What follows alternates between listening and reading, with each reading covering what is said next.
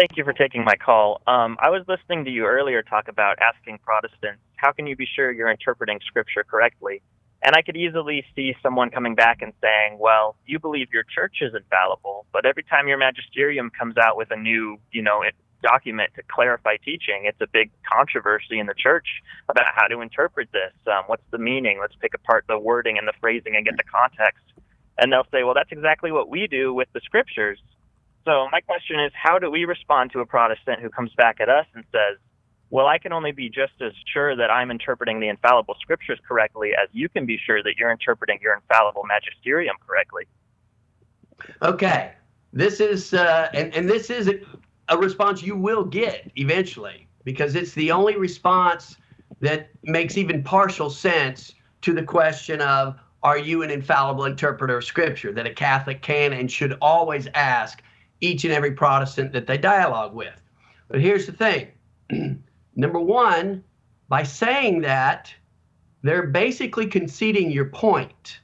Okay? So just keep that in mind. And that's the first thing you can say. You say, well, so what you're saying is your interpretations of Scripture could be wrong because you're not infallible, but you're saying we're in the same position. But at least let's start off by agreeing that you're not an infallible interpreter of Scripture.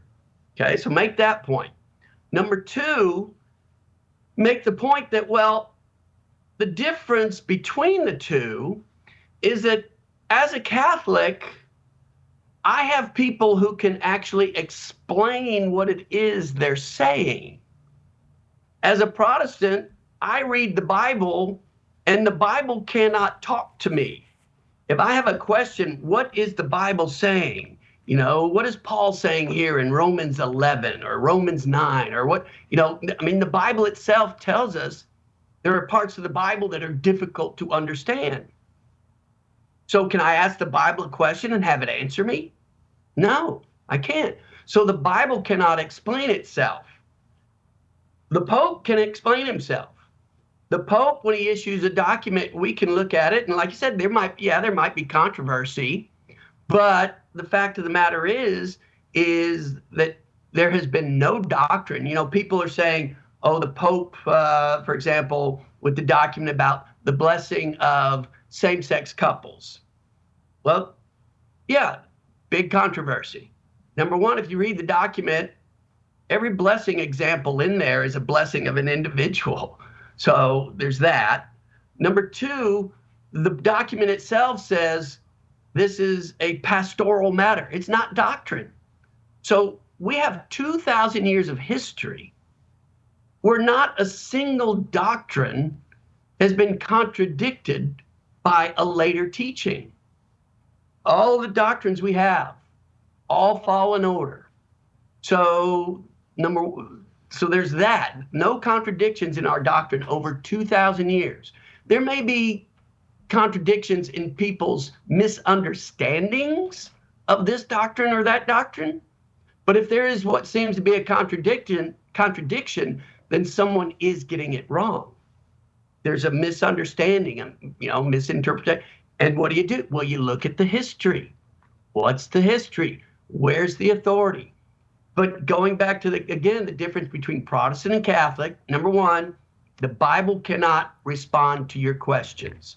Oh yeah, you can look at a different verse here or there, but you still have to interpret that.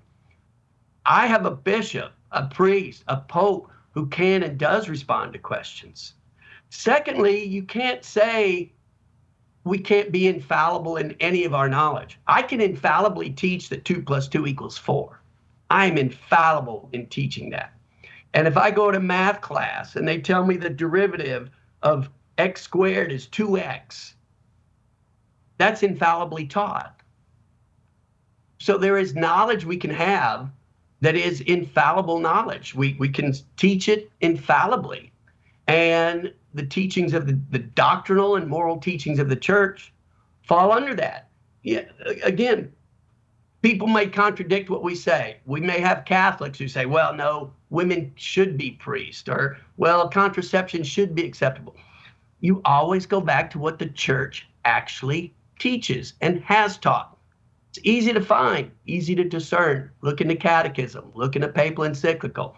So huge difference between the two. But at the end of it, if none of that convinces the Protestant, just tell them, say, okay, so under your system, you're saying Jesus left us with the only way to decide, the only way to decide what is true and false doctrine for Christians, even doctrine concerning our salvation.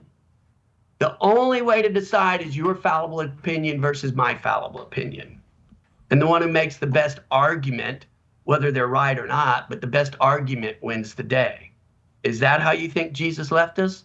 Or did he leave us with an authoritative church to decide such matters? Hey, thanks for watching. If you like this Catholic Answer, be sure to like, subscribe, and check out our live streams Monday through Friday, 3 to 5 p.m. Pacific.